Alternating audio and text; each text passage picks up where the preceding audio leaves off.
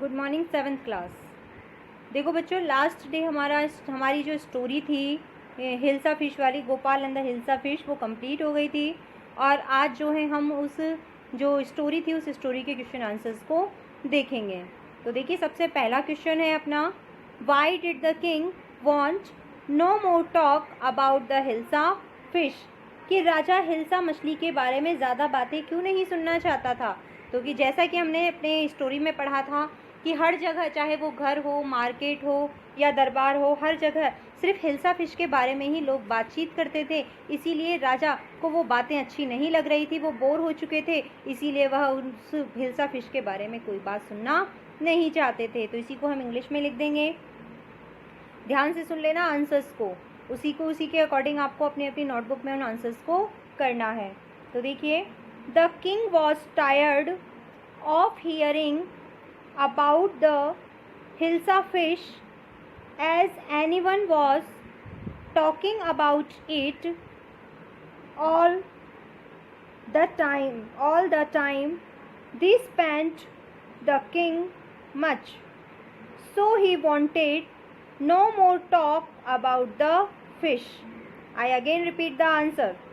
The king was tired of hearing about the Hilsa fish, as anyone was talking about it all the time. This spent the king much, so he wanted no more talk about the fish. Next question. What did the king ask Gopal to do to prove that he was clever?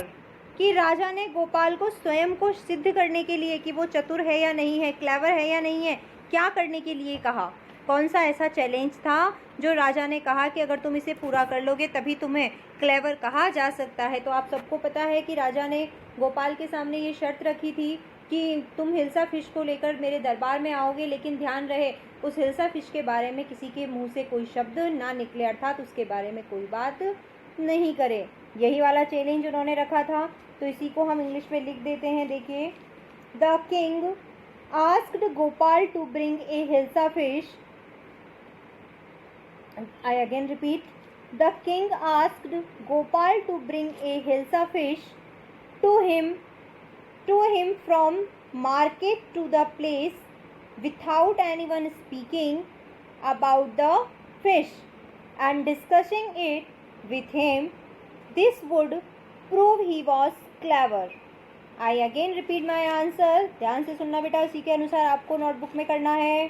तो the king asked Gopal to bring a hilsa fish. The king asked Gopal to bring a hilsa fish to him from market to the place without anyone speaking about the fish and discussing it with him.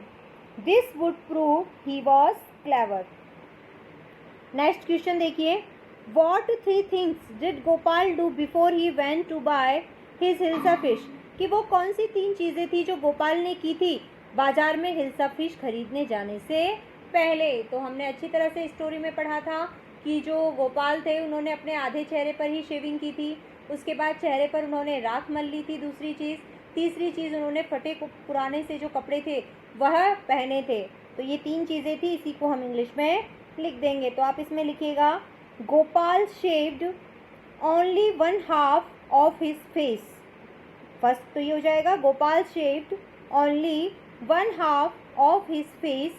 Second है smeared ash, और third है and put on torn clothes before he went out to buy a hilsa fish. अब इसको एक साथ बता देती हूँ आंसर को। Gopal shaved only 1/2 of his face, smeared ash and put on torn clothes before he went out to buy a hilsa fish. Next देखिएगा, how did Gopal get inside the palace to see the king after he had bought the fish? कि देखिए, मछली खरीदने के बाद जो गोपाल था वो महल के अंदर वो कैसे आया, कैसे उसने प्रवेश किया? तो हम सबको मालूम है कि जब वो इस वेशभूषा में दरबार में आता है, आने की कोशिश करता है तो द्वारपाल उसे वहीं रोक लेते हैं और उसे अंदर आने नहीं देते। तभी वो क्या करने लगता है, जोर जोर से गाना गाने लगता है और नाचने लगता है। तो इसी को हम इंग्लिश में लिख देंगे कि देखिए, the gate keepers would not let Gopal in, he then began to dance and sing loudly. The king heard this, and he ordered the gatekeepers to bring him inside. In this way, Gopal, carrying the Hilsa fish, got inside the palace. I again repeat the answer. The gatekeepers would not let Gopal in. He then began to dance and sing loudly. The king heard this, and he ordered the gatekeepers to bring him inside. In this way, Gopal, carrying his Hilsa fish, got inside the place. अब ये देखिए बेटा, last question हमारा है, explain why no one seemed to be interested in talking about the hilsa fish which Gopal had brought. कि बताइए, व्याख्या करके बताइए कि आखिरकार जब गोपाल हिल्सा फिश को महल में लेकर आया तो जहाँ हर कोई हिल्सा फिश की बात कर रहा था, उस दिन कोई भी किसी ने भी हिल्सा फिश के बारे में बातचीत क्यों नहीं की थी, किसी ने भी हिल्सा फिश में रुचि क्यों नहीं ली थी। तो हमें अच्छी तरह से पता है कि जो गोपाल था उसने अपनी वेशभूषा ही ऐसी पहनाई थी, उसने अपना गेस्चर, अपनी जो उसकी अटायर यानी कि वेशभूषा जो थी वो ऐसी बनाई हुई थी कि किसी का ध्यान जो है वो हिल्सा फिश पर गया ही नहीं, हर कोई गोपाल को ही देखता रह गया। तो इसी में हम लिख सकते हैं, Gopal's strange and comical appearance made everyone to notice and talk about him alone, none noticed the hilsa fish that he carried in his hand. एक बार और रिपीट कर देते हैं आंसर को, Gopal's strange and comical appearance made everyone to notice and talk about him alone, none noticed the hilsa fish that he carried in his hand. तो बेटा देखो, इसी के साथ आपकी क्वेश्चन आंसर्स तो कंप्लीट हो जाते हैं। अब हम थोड़ा सा ट्रू फॉल्स देख लेते हैं। तो ये ट्रू फॉल्स में जो सेंटेंस सही है वो ट्रू है और जो गलत है वो फॉल्स है। तो पहला सेंटेंस है हमारा, the king lost his temper easily. राजा को बहुत जल्दी गुस्सा आ गया था या आ जाता था। ये रियलिटी है, वो बार बार हिल्सा फिश की बातों को सुनकर इतना बोर हो गए थे कि उन्हें बहुत जल्दी गुस्सा आ गया था। ये सच है, इसीलिए हम इसमें लिखेंगे ट्रू। नेक्स्ट देखिए, Gopal was a madman. Gopal एक पागल इंसान था, नहीं, ही वॉज वेरी क्लेवर, वो क्लेवर था, पागल नहीं था, इसीलिए ये सेंटेंस फॉल्स हो गया। नेक्स्ट सेंटेंस में क्लियर कर दिया है हमारा, Gopal was A clever man, क्या वो बहुत बुद्धिमान चतुर था? हाँ, वो चतुर था, तभी तो उसने ऐसी वेशभूषा बनाकर राजा की उस चुनौती को स्वीकार कर पूरा कर लिया था, इसीलिए इसमें आएगा ट्रू। नेक्स्ट देखिए, Gopal was too poor to afford decent clothes. क्या गोपाल इतना ज़्यादा गरीब था कि वो अच्छे कपड़े खरीद नहीं सकता था? नहीं, ये बिल्कुल गलत है। उसने तो ये वेशभूषा जो है वो हिल्सा फिश को खरीदने के लिए ही बनाई थी, ताकि किसी का ध्यान हिल्सा फिश पर ना जाए और वह राजा की चुनौती को पूरा कर सके। तो इसमें आएगा फॉल्स। नेक्स्ट देखिए, the king got angry when he was shown to be wrong. जब बाद में लास्ट में जब जो गोपाल है वो राजा की चुनौती को स्वीकार करने के बाद उसे पूरा कर देता है, तो क्या राजा को उस पर गुस्सा आता है? नहीं, बिल्कुल नहीं। राजा को बल्कि बड़ी खुशी होती है और वह गोपाल को बहुत ज़्यादा बधाई भी देते हैं, इसीलिए ये सेंटेंस आ जाएगा आपका फॉल्स। नेक्स्ट है आपका वर्किंग विथ लैंग्वेज।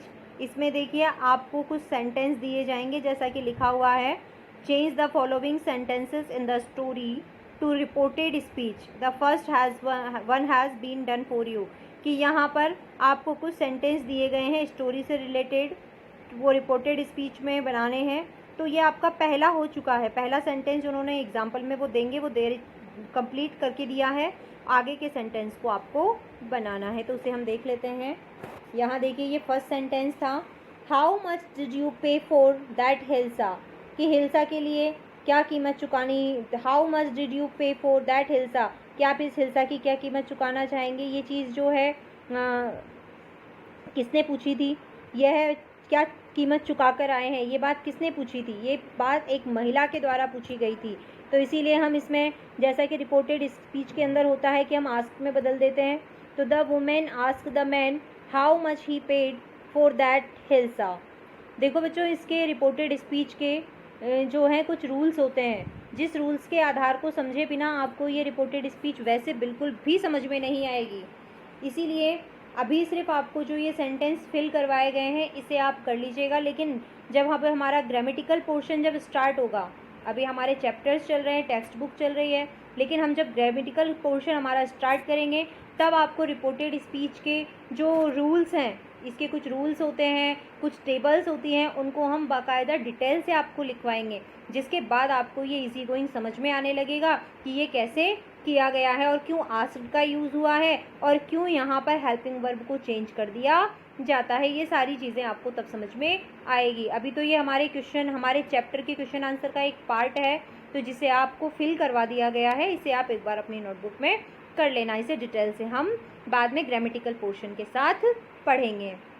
तो देखिए बच्चों, हमारा सेकंड है, why is your face half shaven. अब ये हम सबको पता है कि ये बात किसने पूछी थी गोपाल से, ये बात गोपाल से उसकी वाइफ ने पूछी थी, इसीलिए हम इसमें यहाँ उन्होंने हमारी हेल्प के लिए आगे के सेंटेंस को पहले से ही बना के दिया है। Gopal's wife asked him, Gopal की पत्नी ने उनसे पूछा, why is face was half shaven, कि उनका चेहरा आधा ही शेव किया हुआ क्यों था। नेक्स्ट क्वेश्चन देखिए, I accept the challenge your majesty. यहाँ चैलेंज कौन स्वीकार करते हैं, ये गोपाल स्वीकार करते हैं। तो यहाँ पर हम लिखेंगे Gopal told the king respectfully. यहाँ रेस्पेक्टफुली आएगा क्योंकि वो एक सेवक है और वह एक राजा है, तो राजा को सम्मान अभिव्यक्ति देते हुए दैट कनेक्टिव के साथ इसको जोड़ा गया है। देखिए, Gopal told the king respectfully that he accepted the challenge. Next है हमारा, I want to see the king. मैं राजा से मिलना चाहता हूँ। ये किसने कहा था, ये किससे कहा था, ये बात गोपाल ने गार्ड से कही थी। जब वह अजीब वेशभूषा बनाकर हिल्सा फिश खरीद कर आया था, तब द्वारपालों ने जब उन्हें रोक लिया था, तब ये बात उन्होंने गार्ड से कही थी। तो यहाँ देखिए, गोपाल टोल्ड द गार्ड्स, यहाँ उन्होंने इतना लिख के दिया है इससे आगे, that he wanted to see the king. इसके रूल है, यहाँ कन्फ्यूज़न वही है, वॉन्ट की जगह वॉन्टेड क्यों आया, दैट क्यों लगाया। तो बेटा ये सारी चीज़ें आपको जो टेबल बनवाई जाएगी, जो इसके रूल्स पढ़ाए जाएंगे ग्रामर के रिपोर्टेड स्पीच में, उसमें आपको ये बेटर समझ में आने लगेगा। तो देखिए, bring the man to me at once, उस इंसान को एक बार मेरे सामने लेकर आओ। ये हुक्म किसने दिया था, राजा ने दिया था गार्ड्स को। तो देखिए, the king ordered the guard to bring the man to him immediately. इसी के साथ देखो बेटा, आपका जो ये इस चैप्टर के जो क्वेश्चन आंसर्स थे, क्वेश्चन आंसर्स आपके कंप्लीट हो जाते हैं। आगे आपका देखो फाइंड आउट द मीनिंग दिए गए हैं, इसके आधार पर आपको सेंटेंस बनाने हैं। ये तो आपको डिक्शनरी से उठाकर आप कर सकते हो। If you are interested then do it, ठीक है। अगर आपके इंटरेस्टेड हो तो आप इन्हें कर लेना, वरना इतना ही जितना आपको करवा दिया है। क्वेश्चन आंसर्स हैं, ट्रू फॉल्स हैं, और रिपोर्टेड स्पीच जो आपकी है उसे ही आपको नोटबुक में करना है। अब नेक्स्ट डे से जो है हम हमारा नेक्स्ट चैप्टर स्टार्ट करेंगे। इसे आप अपने नोटबुक में कर लेना, यही आपका होमवर्क है।